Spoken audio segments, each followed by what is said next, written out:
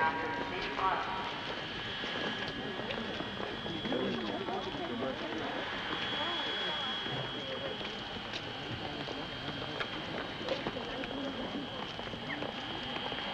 There is a change in the departure date of Flight 27 to Kansas City. Flight 27 is now departing at 8:10.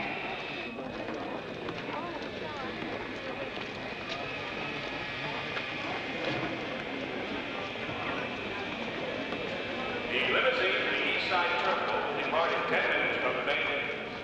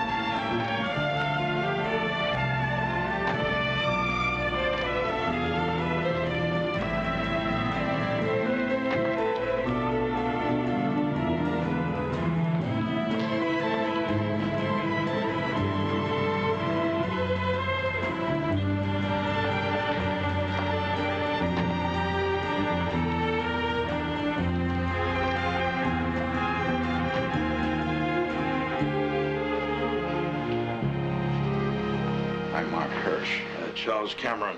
How do you do? This is my wife, Elizabeth. How do you do? Won't you come in? Sit down.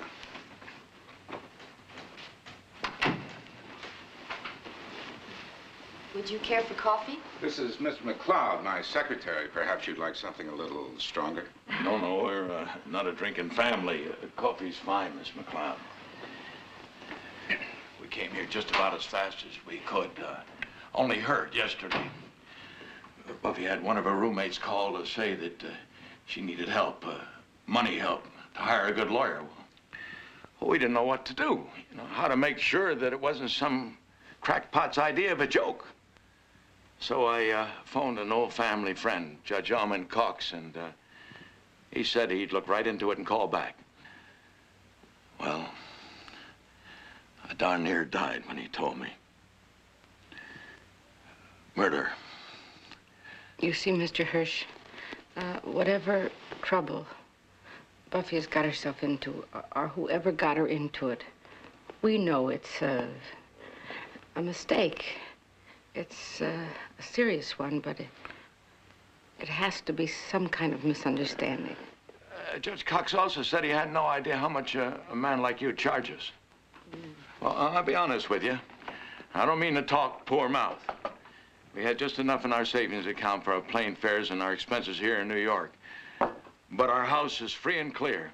The bank could give me a mortgage for sure. I could take a loan out on my life insurance. I wouldn't like to do that.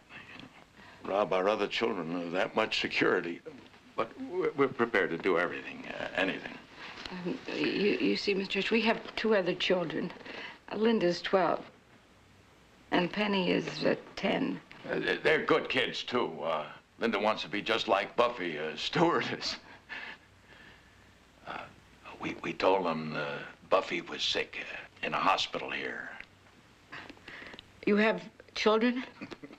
Not that I know of. Helen, it's practically 7 o'clock. Phone the deli for some sandwiches, and we'll continue the conference in the library.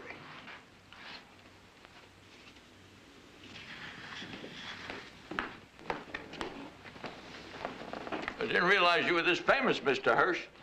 Hey, Beth, says here, his name is a penthousehold word.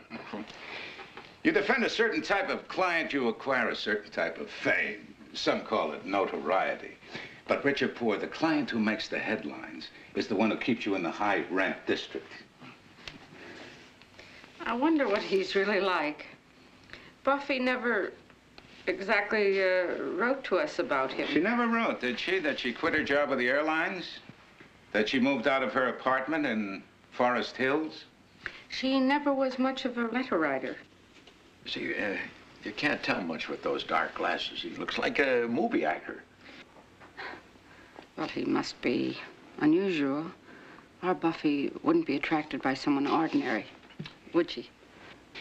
He's a chronically unemployed salesman. Walked out on his wife and kid when he met your daughter. They've been living together in a furnished room as man and wife.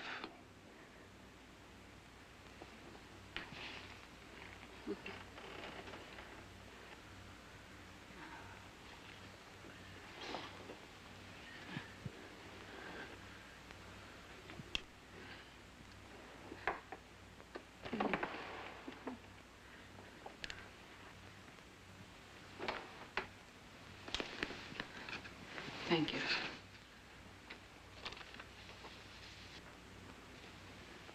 Mrs. Stevens was buried yesterday.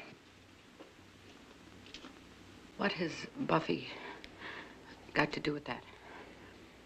Esther Stevens was your daughter's friend. She lived in the apartment next to the one your daughter shared with 3 other stewardesses in Forest Hills. According to the grand jury minutes, your daughter phoned Mrs. Stevens and invited her to the Prince James Hotel, where she was robbed and murdered. Mr. Hirsch, how could anyone be sure that Buffy made that phone call? That's the issue. Identification. Now, was it Buffy Cameron or was it not Buffy Cameron who made that phone call? Also, the hotel's description of the couple who checked into the murder suite said that the young woman was a brunette, which your daughter is not. Now, on details like these, a defense can be built. You've already seen her? This morning. How is she? Looks well, not complaining unduly. She explained everything? She denied everything, which explains nothing.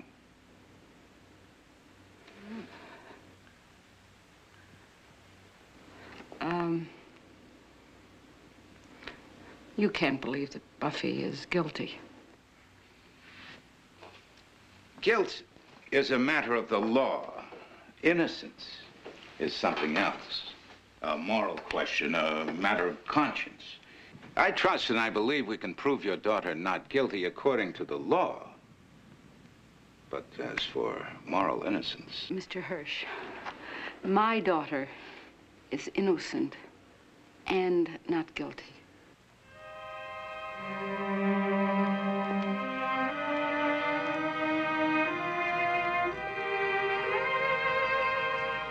Okay, our gates are open. Let's move it. Oh, hurry up. Move it, sister. No talking. Hurry up there. Cool it with the Keep your hand. mouth shut.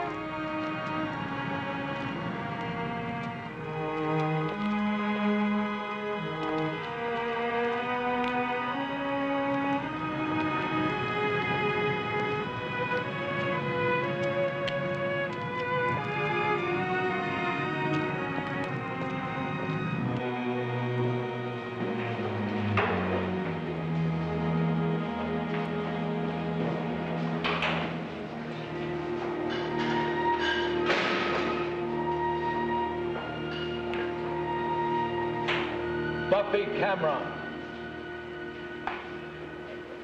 We're her parents. We'd like to see her. Visiting hours from 5 to 7 p.m. You're early. We thought you could make an exception. We flew in late yesterday. We couldn't get here on time. 5 to 7 p.m., mister. Sir,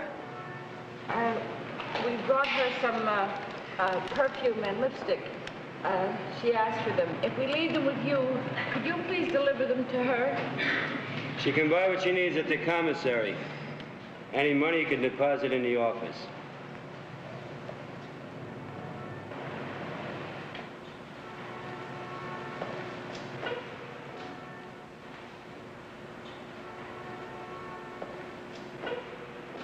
You promised.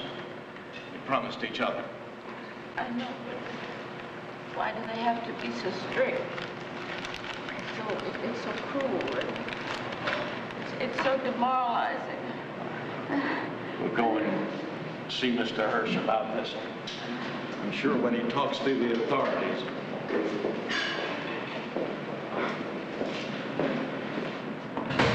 Mr. Cameron, stop kidding yourself. Your daughter's in prison charged with a felony murder. Get that through your head. She may have to remain where she is for a long period. The district attorney's office will notify us when he's ready to go to trial. That's up to him, not to us. Bail has been denied. Why? In one way, that's a good thing, since I can demand an early trial date. But why was bail denied? The seriousness of the charge. Also because your daughter doesn't have permanent residence in New York. All right, Charles, I'll open a little apartment and we'll establish residence for her. That doesn't make sense. Do you have any idea of the cost to you? Now, you have 2 other children. Would you sacrifice them for Buffy? Go over tonight and see her. Tomorrow morning, go back to Idaho when we get to trial. No. Charles, you'll go back and open the store and get the children back to school. All right. And I'll stay here. I can't go back. I won't. I don't need you here until we go to trial. Neither does Buffy. She might want her mother. I'll be your liaison. You can phone me, write to me. You can send money to me for her purchases at the commissary. Candy, cigarettes, cosmetics. Buffy does not smoke. You don't know what Buffy does or doesn't do. She left home some time ago. She traveled far. You may not even recognize her now.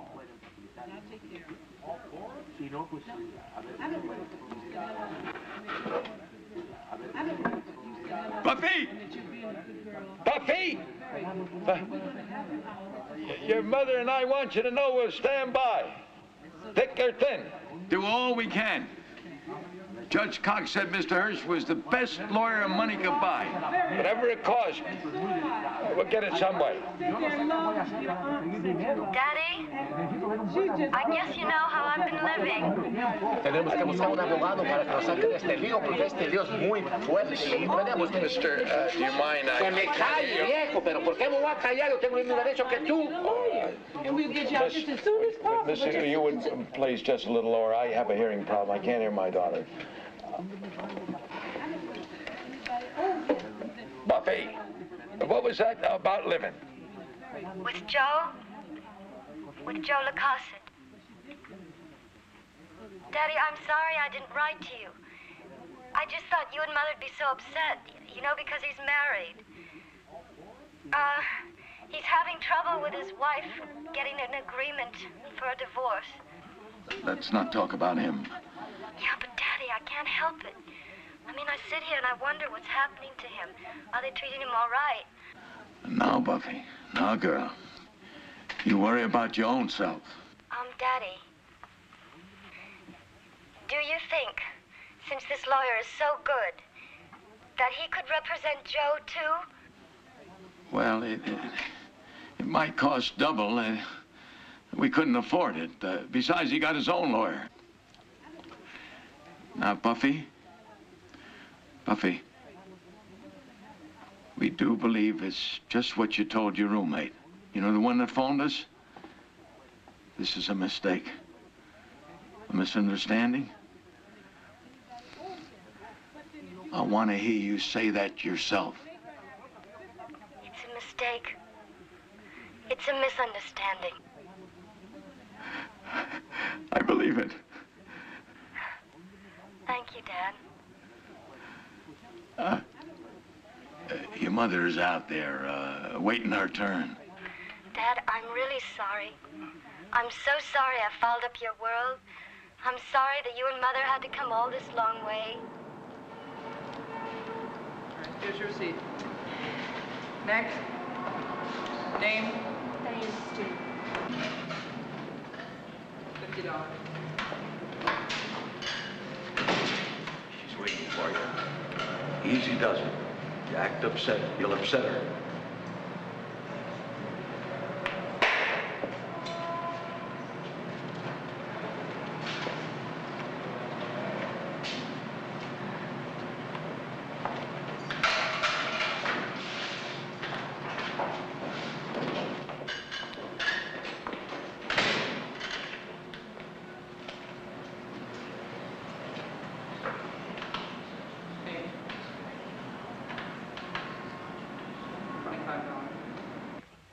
But I don't know why I'm here. It's not easy. But they won't let me talk to anybody. They won't let me talk to anybody. They won't let me talk to anybody.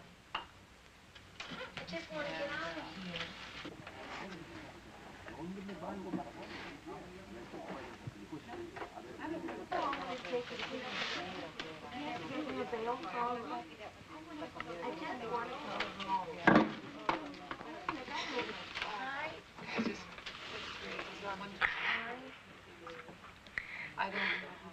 Hello, darling. Welcome aboard the flight to nowhere. Darling. How are you, Mother? Me, I'm fine. How are you? I don't know. Listen, Buffy. Your father and I have decided that he's going to go home tomorrow morning and take care of the girls and everything. Honey, I'm going to stay here in New York till this whole mistake is taken care of. Oh, Mother, why? Why? Well, I want to be near you, darling. I'll come and see you every day. Oh, Mother, in a phone booth? I mean, what good is it going to do me? Oh, Mother, I'm sorry. I'm sorry. Of course I want you to be here. You know, it's just that it's so awful. Here I am in a cell, locked up like a criminal. Mother, I didn't kill that woman. I never touched her. I know. I believe you. And neither did Joe, Mother. Honey, do you want to tell me about him? I love him. What more do you need to know? You look tired, Mother. And Daddy does, too. Go get a good night's sleep. Tell Daddy goodbye. Good night, darling. I'll see you tomorrow. Mother, I couldn't get Linda a present for her birthday. I'll tell her she can have my riding clothes. All right, sweetheart. Okay.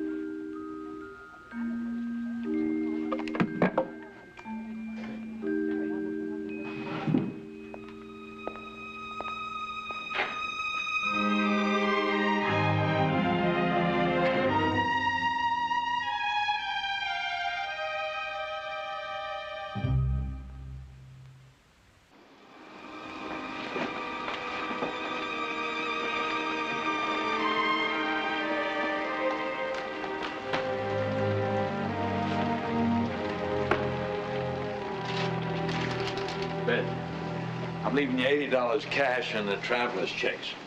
I'll be careful with it.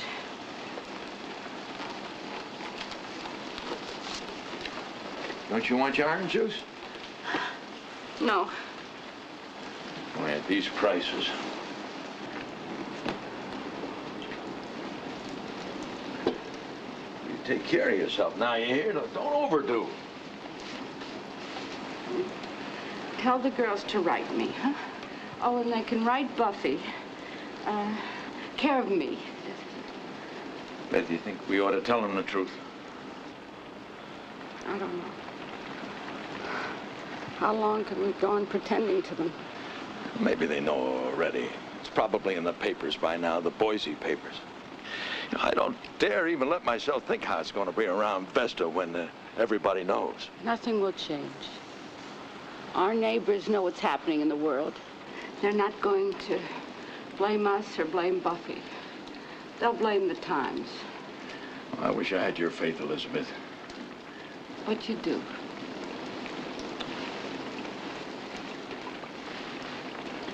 You're going to be late. Yeah.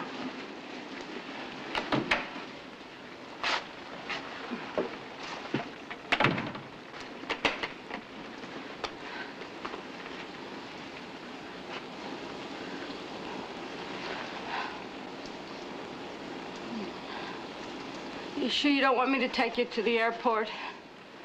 I guess I'll be able to do it alone.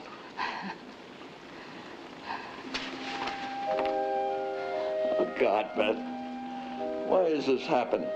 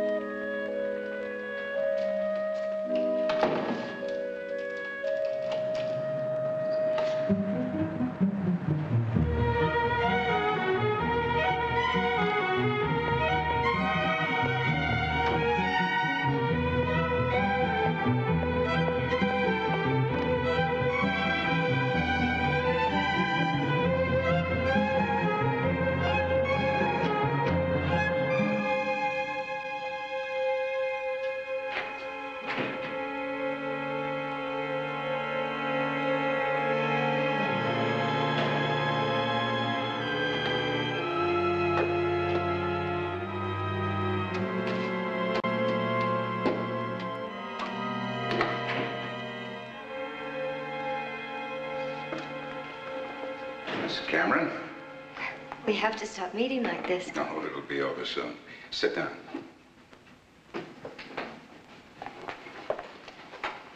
Ready for tomorrow? Is there gonna be one? 6 weeks isn't too long to wait for trial. Some have waited 6 years. How did it go with the psychiatrist? Didn't you get his report? Well, these things take time. Well, I answered his questions the best I knew how. When you're innocent, insanity is the best defense, isn't it? We don't need insanity. We've got a mystery woman. What? The brunette who checked into the Prince James Hotel with your boyfriend. As I see it, she's the one who phoned your friend Mrs. Stevens and invited her to lunch. You don't want to face that, do you, Miss Cameron? Face what? The fact that Joe had another girl. A girl just as much a victim of his charms as you are. He didn't have another girl. He has a wife. A jealous, spiteful wife. Look, Miss Cameron, I know it's painful for you. You love this man. You trusted him. But the sooner you face the truth, the quicker you're over it. Joe got this girl, whoever she is, to lure Mrs. Stevens to that hotel room. There is no other girl. It was his wife. She knows my voice, and nobody else could have imitated it. She wouldn't have had to. Esther Stevens loved you and trusted you. She'd have been easy to fool. Mr. Hirsch, I want you to understand something. I love Joe. And I believe that he's innocent. As innocent as I am. And I'm not going to save my neck at his expense. Nor am I going to believe that he has another woman. It was his wife. She framed us, and she's your mystery woman.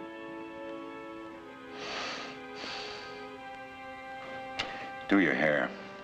You'll want to look good tomorrow. I'll see him. Joe, I'll see him tomorrow.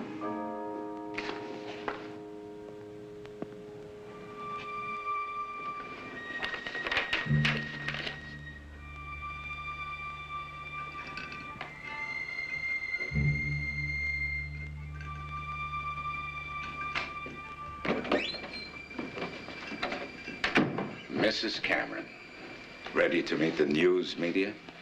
Yes, but I've never done anything like this before. Oh, it won't be too painful.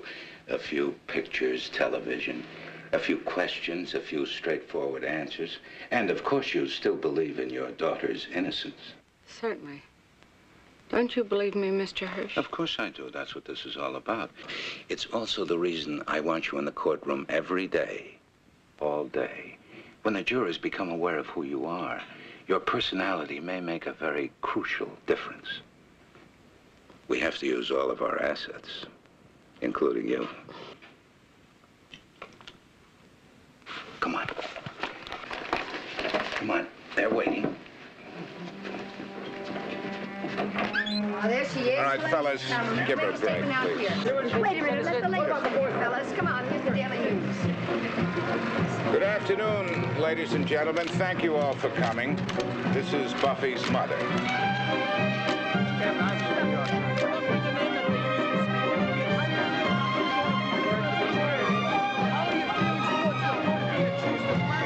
Mrs. Cameron.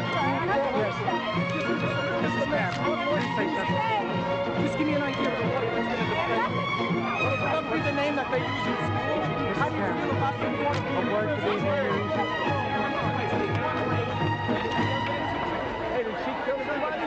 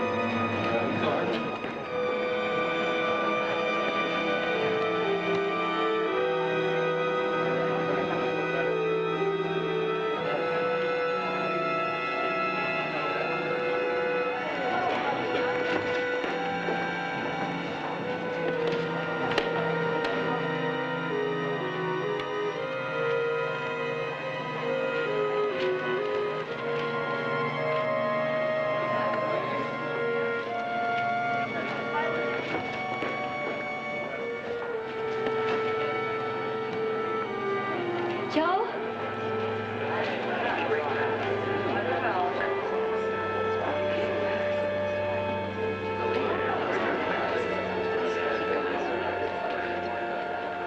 You are about to hear the evidence in a brutal crime. A crime of homicide. Of murder done with premeditation. This we shall prove beyond a reasonable doubt. Murder in cold blood, ladies and gentlemen, done for the most sordid of motives. Greed.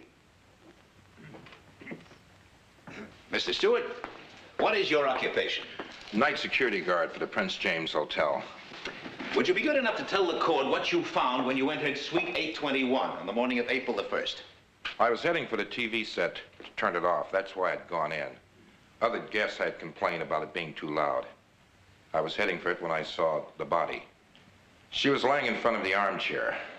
Fine. I didn't kneel down and touch Deputy her Inspector hand. of Police attached to homicide, are you not? Her head was wrapped with something white. Please tell the court what you and your men found when you entered Suite 821 on the morning of April the 1st?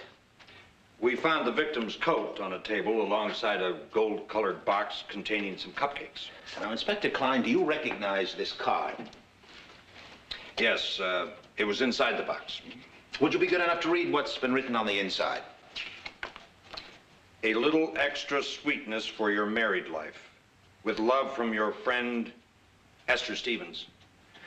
This assisted us in ascertaining the identity of the victim. However, the injury to the The name leg wasn't in was the not telephone itself book. so The extensive telephone company as to advises cause of the an death. Esther Stevens. That was due to asphyxiation from the shutting off of air by adhesive plaster wrapped around the victim's mouth and nose while she was in a semi-conscious state. So then Mrs. Stevens was not dead when her assailant or assailants wrapped her head in 2 inches of adhesive plaster, thus making certain she would not survive the first attack on her person. That appeared to have been the intention. There was a fracture of the second joint of the 4th finger of the victim's left hand. We estimate death occurred approximately 12 hours before the body was found. That would place the time between 12 noon and 2 p.m. the previous day. Thank you, Dr. Parkman. Your witness, Counselor. Your daughter would like to see you during the lunch recess. If I can arrange it, do you want to? Of course. Why not?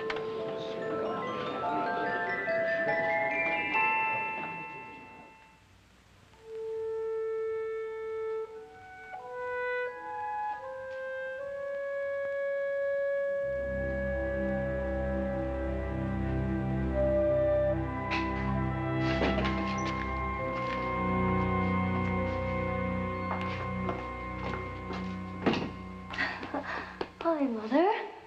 Gee, I was afraid they wouldn't let me see you. Mother, I need a new outfit. What? Well, because this is all I've got, and it's awful, and it just won't do. You saw how beautiful Joe looked. Isn't he beautiful? Uh-huh. Mother, I'd like something, lightweight. What?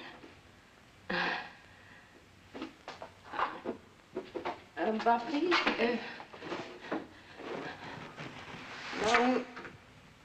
Is that what you wanted to see me about? Well, what else is there? For instance, your daddy phoned last night, and he sent you his love, and the girls are writing you long letters, and everyone has every confidence that every... Please? But not something in black or navy. Everybody wears black or navy to trust. I'd like to look original. Maybe something in a beige or a gold, a pale gold, or something in rose. Oh, with some matching shoes. Buffy. Well, you want me to look right, don't you? Be a credit to the family? Yes, I'll do my best, honey. Will you run out at lunch so I can wear it tomorrow?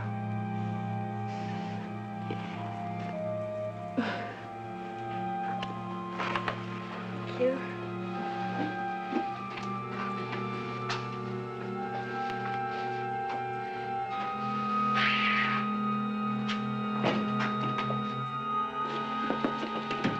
Mrs. Cameron, do you remember me? Cara Feldman. Could I take you to lunch? Thank you. No, I'm not eating. Oh, but you must eat. Now, it's ridiculous. You look exhausted. I'm sorry. I'm shopping. I'm buying my daughter a new dress. I'm delighted to hear that. Do you know, I thought the very same thing myself. I sat in court and watched her, and I thought she's not making the right impression in that outfit. It is too severe, too womanly. I design clothes, you see. Oh, professionally? Oh, heavens, no, no. I'm a junior editor at Garland Publishing, and that is what I wanted to talk to you about. It came to me yesterday when I was watching you and listening to you at the press conference. You told your story so directly, so sincerely, and yet with a sense of bewilderment. A kind of, I wonder how this could be happening to me, to us. And it occurred to me that you were not just one mother. You were, in fact, all the mothers who are appalled by what's happening to the children that they've raised. And, of course, then the next thing I thought was, well, of course, somebody's already approached you about it. Contracts might have been sewn up. I haven't the faintest idea what you're talking about. I'm talking about writing a book. I'm not a writer. Well, one of our writers would help you to organize your material, to give it a professional touch. This book is a natural, Mrs. Cameron. Every single person here is worried about youth, and everyone is interested in crime. You know, I think I'm beginning to understand what you're saying. And, you know, I find it outrageous. The kind of money that Garland Publishing is prepared to offer you, Mrs. Cameron, is not outrageous, considering the kind of costs that you're running into with this whole thing. Now, we would give you a very good advance to cover all your current expenses, including Marc Hirsch, because he has to be costing you at least $50,000, probably more, right? Miss Feldman, the idea of cashing in, I believe that's the expression used, cashing in on my daughter's troubles, I find obscene.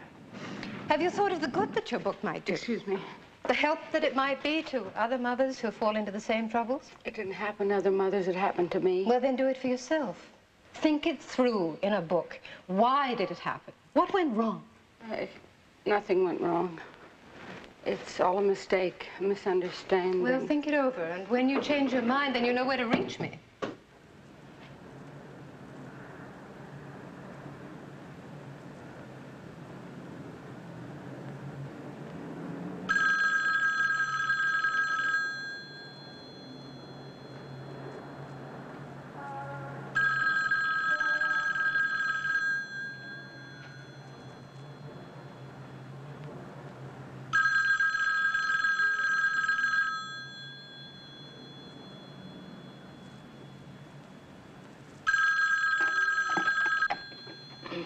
Hello? Elizabeth? Yes, Charles. I've been waiting for your call. I know, I just got in. Is anything wrong? How did it go today? No, everything's all right. The trial was fine. I've been shopping.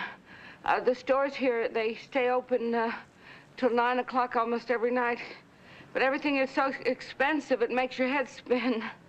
Shopping for what? Charles, you're going to have to send me some more money. Oh, good Lord, Elizabeth. Buffy needed a new outfit for the trial. You know, Charles, how important it is to her how she looks and how she feels about herself. Well, we've never refused her anything. If we started to now, she would think that we were punishing her for what's happened. Charles? Yes? We said that we would stand by her. Yeah, I know. I just feel so bad about taking out that loan on my life insurance policy. Put the girls on. Put Penny and Linda on, huh? Well, I'm calling from the store, Beth. You are? Why, now? It's a nice night, you know. People strolling thought they might drop in if they saw it was open. Oh? Haven't they? Well, it hasn't been much business. It was a lot better at first. You know, folks wanting fresh tidbits for gossip mainly. Then the other night, Albie Woodruff dropped in. Said he couldn't keep it out of the Vesta paper any longer. People want to know about Buffy's troubles. Well, I told him that it was just a misunderstanding. The lawyer was getting it all cleared up. And then, well, I bought a half-page ad. You did what? Beth, I feel so ashamed of myself. Buying silence with a big ad. Well, I told myself I was doing it for the girls, for Buffy, for you. Well, I think I was lying to myself. It's all right, dear. I understand.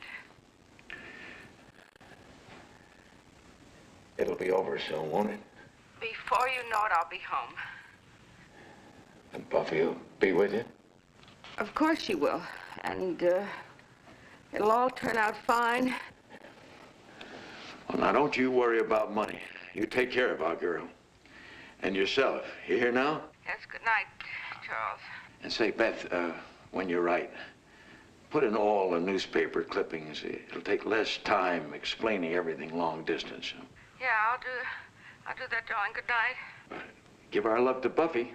Yes, I always do, and she sends hers to you and the girls. God love her. Yes.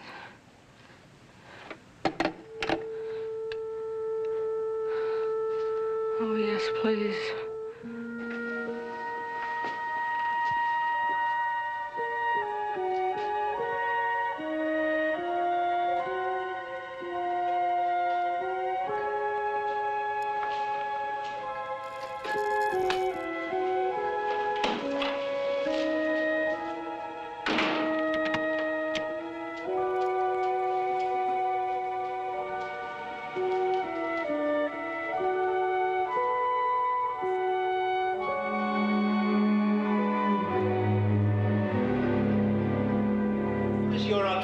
Mr. Roberts? I'm a front desk clerk at the Prince James Hotel. And on the 30th of March of this year, did you check in on Mr. and Mrs. O.L. Carters of Hartford, Connecticut, and assign them to Suite 821? Yes, sir, I did. All right, Mr. Robinson, would you describe that couple for us? Well, they were an attractive pair. The man had sideburns and a mustache and big dark glasses, and he carried an attaché case. The woman had black curly hair, worn very short. Thank you, Mr. Robinson. Now, we have to have this for the record. What is your name, please? Mary Fingerhut. Miss. Now, Miss Fingerhut, I want you to go back to March 31st of this year. No, it was the day before. That's when she called up. When who called up, Miss Fingerhut? Her. Buffy Cameron. She invited Esther to have lunch with her and her new husband. Her so-called husband, I should say. Esther was so surprised. She said to me, and here I thought she'd forgotten all about me. You see, Buffy lived in the apartment next door. She was in and out of my sister's apartment day and night. They were like mother and daughter. All right. I want you to look at this jewelry. Tell me if you can identify it as your sister's. The pin, the pearls, the watch, and those rings.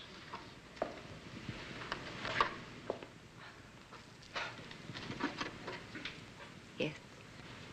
They were my sister's. They were hers. All hers. I think she'll never wear them again. I remember the last thing she said to me, the very last words. She said, "Mary, I don't like to have you stay here alone all afternoon. Why don't you come along?" Buffy wouldn't mind. She's a darling girl. If only I'd listened. If only I'd gone. I might have saved my sister's life. Oh. She wouldn't have been murdered. You might have been.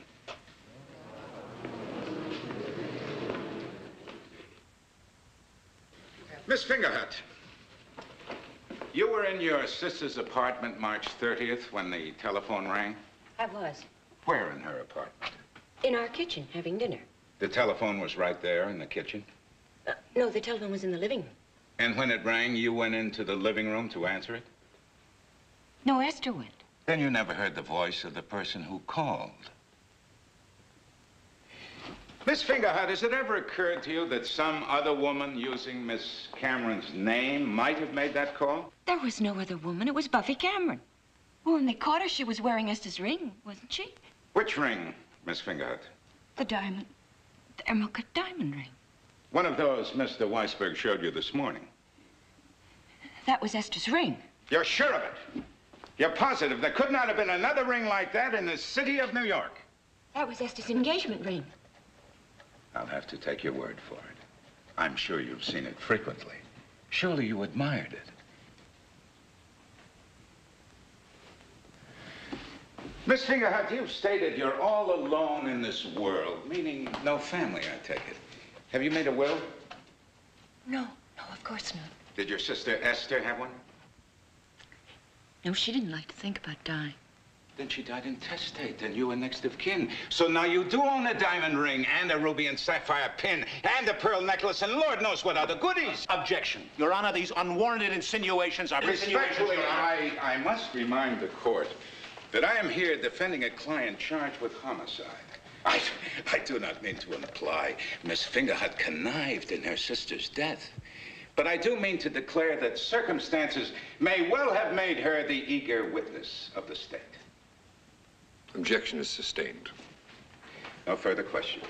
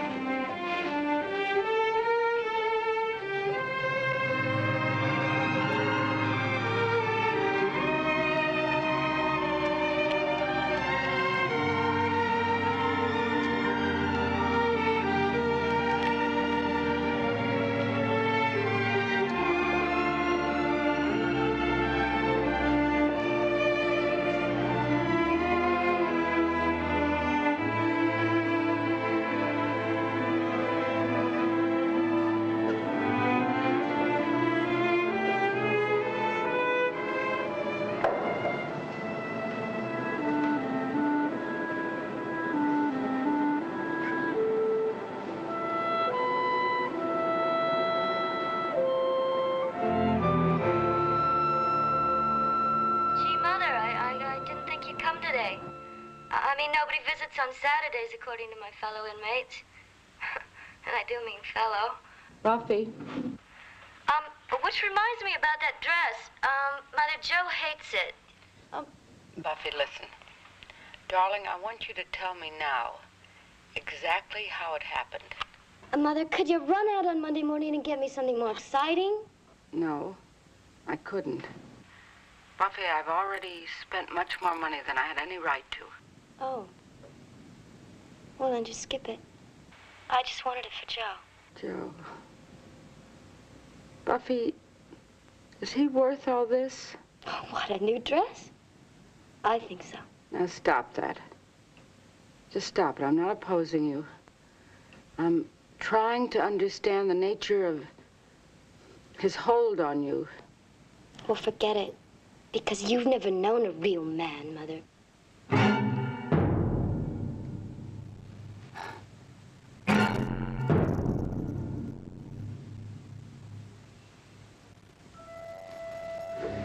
Buffy, is there something beyond that face and that body that could possibly make you...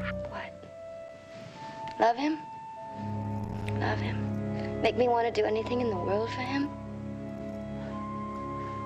Do you understand? Mrs. Stevens was your friend, darling.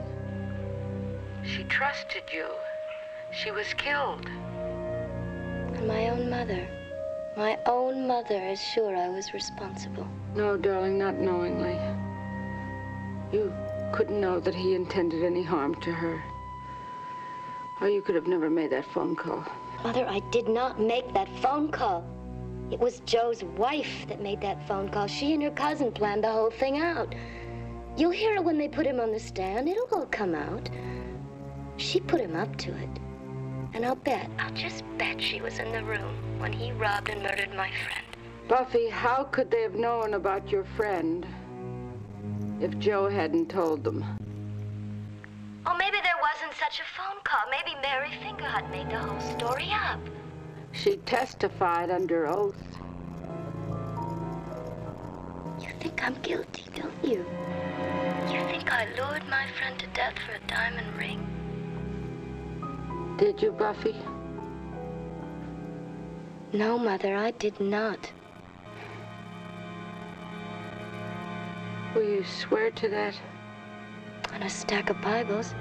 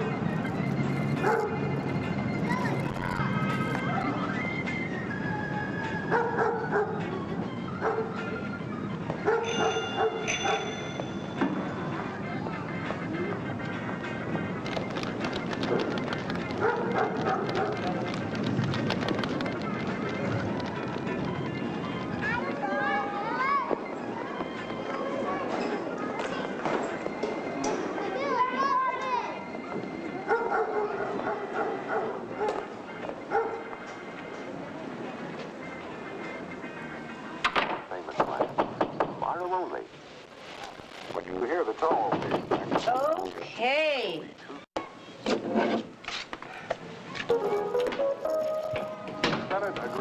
Oh, so it's the mother, huh? I seen you on TV, saying what a nice girl you raised. Come in. Come on in.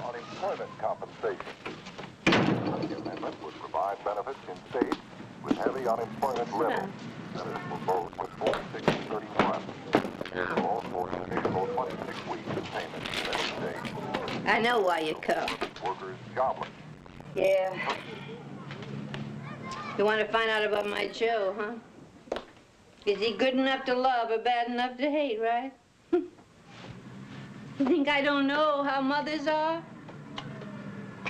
You know what my mother did? When she saw I was pregnant and didn't have no husband. No, thank you. You know what she did? She went down to them saloons on the waterfront, where those foreign sailors go. And she went from sailor to sailor, asking, was he single? And did he want to make $100? $100. And one cute little Frenchman said, what did he have to do to earn it? That's French, you know. And my mother said, marry my daughter and give her baby a name. And that's exactly what Monsieur La Casa did. He shook my hand after. And he made kind of a little bow. I never saw him again.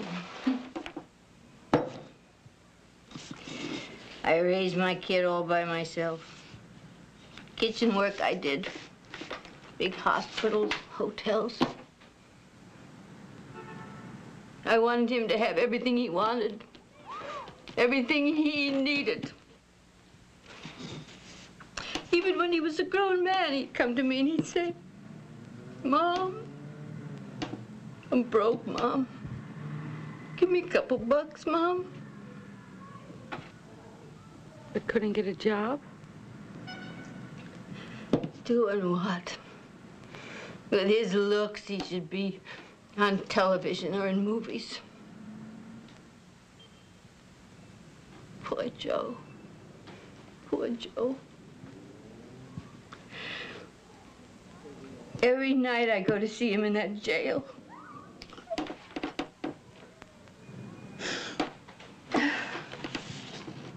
He looks so sad. So sad. Can you help me, Mom? Can you help me? I need some cigarettes and some nice clothes and shaving stuff. You want your son to go to court looking like a bum, Mom, is what he says. Excuse me. Listen, cousin, I have to go now. Excuse me. I give him what I got. I give him what I can. He's my baby, isn't he? Rico, you're a damn liar! Order in the court! Order! Order!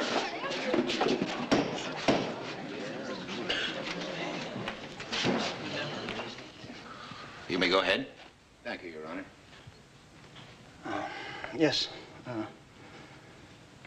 Where was I? Well, Mr. Rico, you were telling the court that Joe Lacassette asked to meet you at room 821, the Prince James Hotel. He said he had some business, and possibly there was some action for you. Right. So I went over there.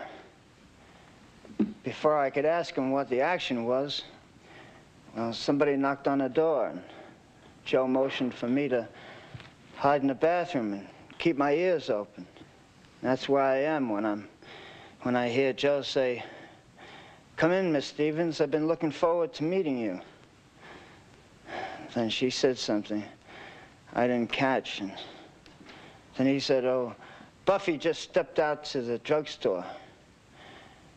She forgot something. You know how girls are."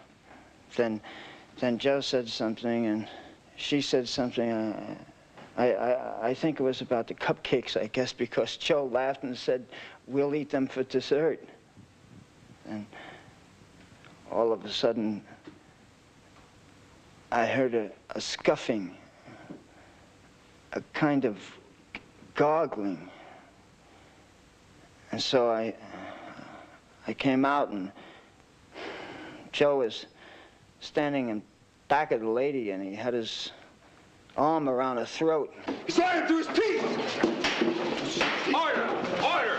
I will not tolerate any further outbursts of this kind in my court.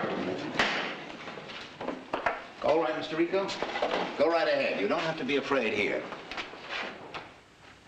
Well, Joe held her like that, so she stopped struggling. And she slipped down to the floor, and she just laid there and twitched a bit. Then Joe went into the bathroom, and he brought out some white plaster strips, and he began to lay them on her face. Then he said, now he won't hear a peep out of her. Go ahead, Mr. Rico.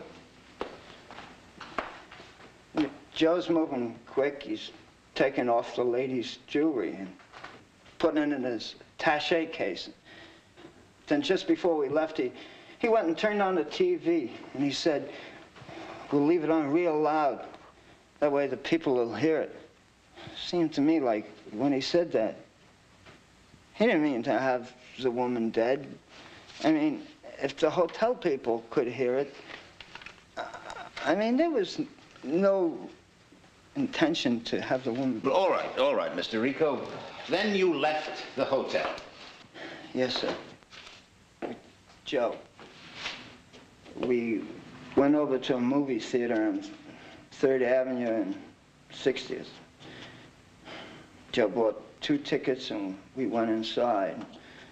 We went upstairs to the balcony.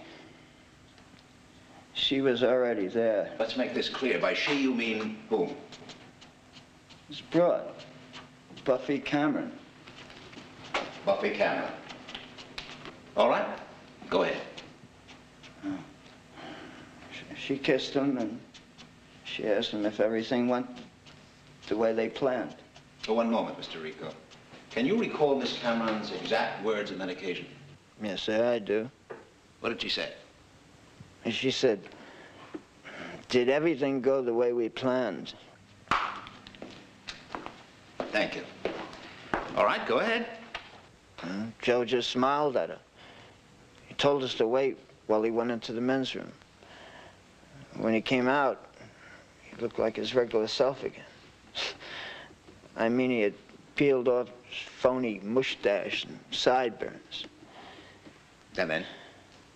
Well, Joe wanted to go back to their room so we could figure out how I was supposed to unload the stuff, what the split would be. But Buffy said, what the hell, we spent the money, we might as well see a movie. So we saw the movie. You saw the movie. You're a witness, counselor.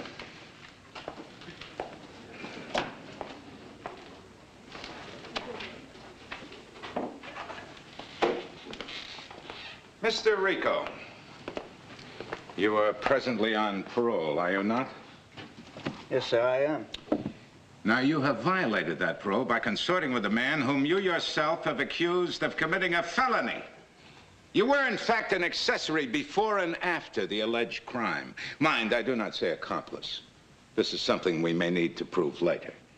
So would you be good enough to tell the jury what arrangements, what deal the district attorney's office made with you? There's no deal. I had a duty. A duty? Do you mean a moral duty? Yes, sir. Then it was this sense of duty, this moral sense, that inspired you to involve Buffy Cameron, a girl who had nothing whatever to do with the crime. An innocent girl who should never have appeared in court, much less to be facing the charge of homicide. Where was this moral sense when you saw Esther Stevens lying on the floor, twitching a little, Did you try to help her? Did you plead for mercy for her? No, you left her lying there and went to the movies. You knew a felony had been committed.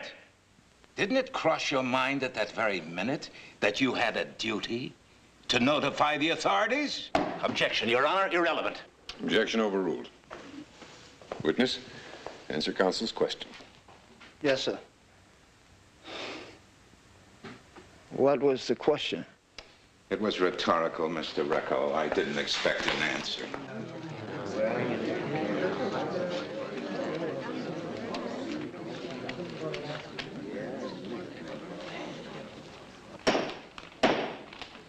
It's almost 12 o'clock. We'll now recess until 2 p.m.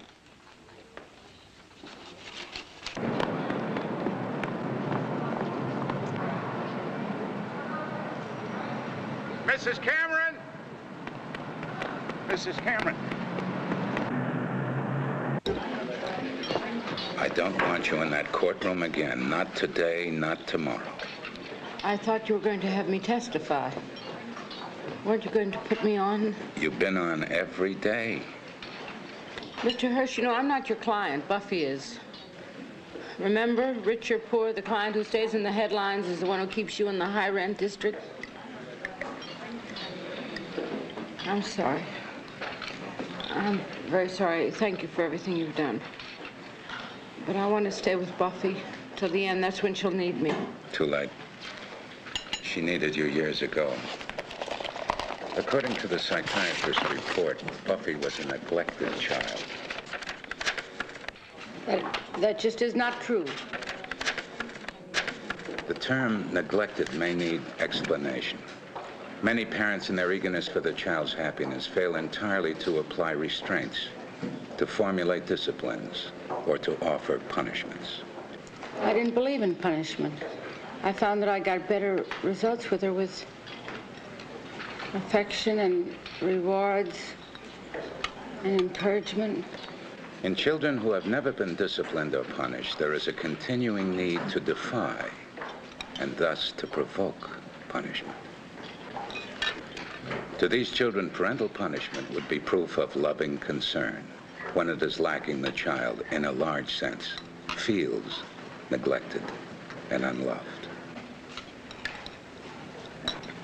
But I raised her the best I knew how. I loved her. Keep on loving her and try to stop losing faith. Unless someone's got something up their sleeve, we're going to get the verdict we want. Not guilty. And innocent? Only Buffy can answer that.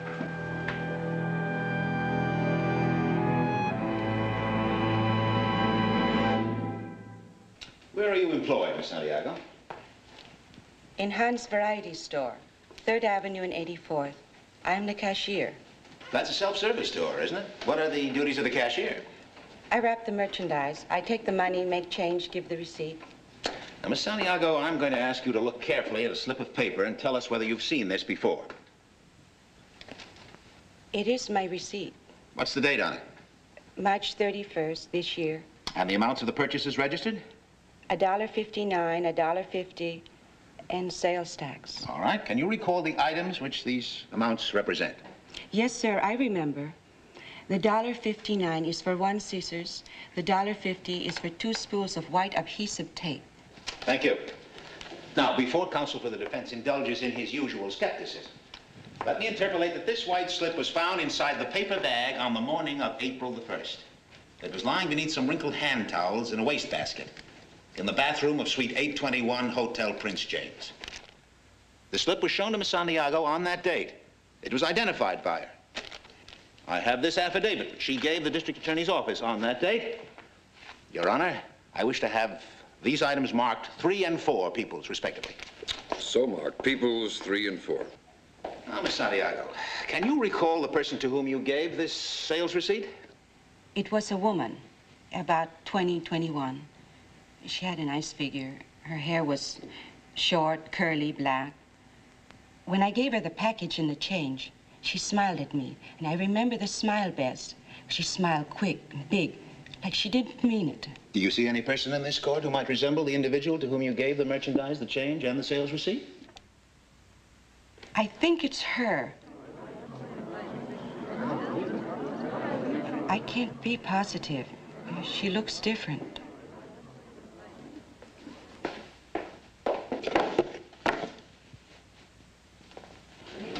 Put this on, Miss Cameron. Your Honor, this is inexcusable.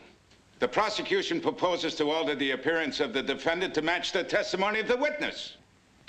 The defendant may properly refuse. Let the record show the defendant refused. What's the matter, Miss Cameron? You afraid to put it on?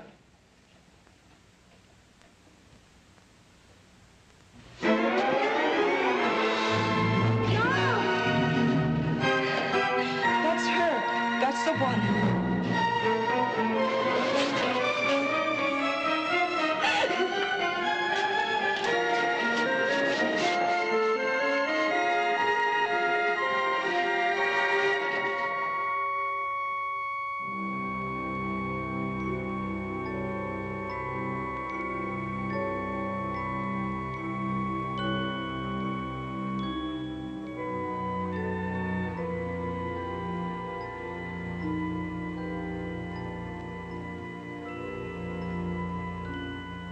Our Buffy painted. She was very gifted. Oh, Mr. Hirsch, thank you for a lovely dinner. I'd better be going now. Before you go, you must see the view. My mother calls it sinful. She threw everything away today, didn't she? Her life, her gifts, everything. She did that the day she participated in a brutal crime.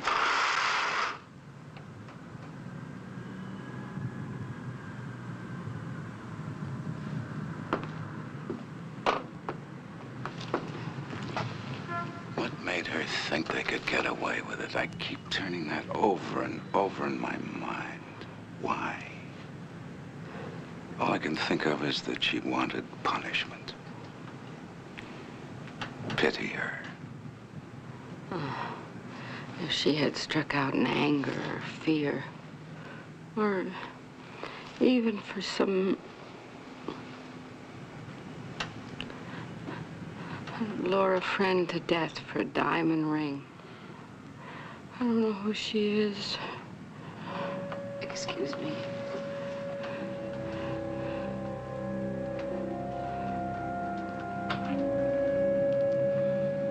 Mr. Hirsch, tell me, what do you think about death? Oh, there's no danger. Death has been abolished in this state. No, I don't mean that. What are your personal feelings? Someday I'll have to face it like everybody else, but they'll have to drag me kicking and screaming. Of the options, living. But what happens when pain becomes unbearable? Don't. You can't quit. You have 2 other children, you know. Say the psychiatrist was right. You did the best you could. But the other girls are still children. You have time to correct your mistakes. As for Buffy, I'm working out something with Lacossett's attorney. I think I'm going to be able to save her in spite of herself. Ladies and gentlemen of the jury, have you reached your verdicts? We have, Your Honor. Will the defendants rise and face the jury, please?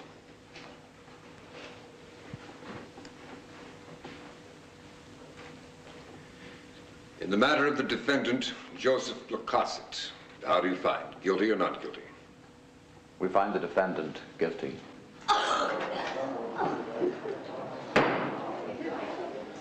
In the matter of the defendant, Elizabeth Cameron, what is your verdict?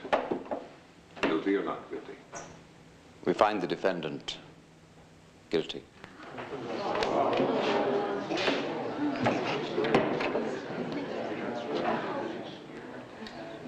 So say you one, so say you all. We will proceed with sentencing 1 week from today. Thank you, ladies and gentlemen. Jury is dismissed. Court is adjourned. All rise.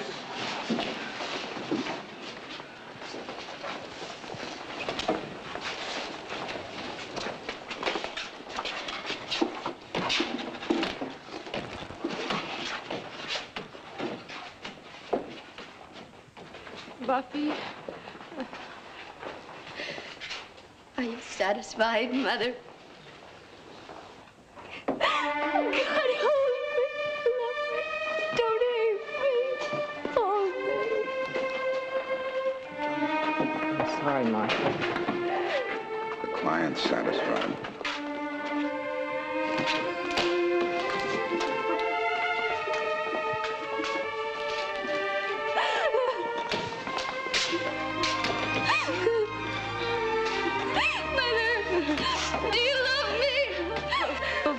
Do you love me, Mother? You're my baby, aren't you?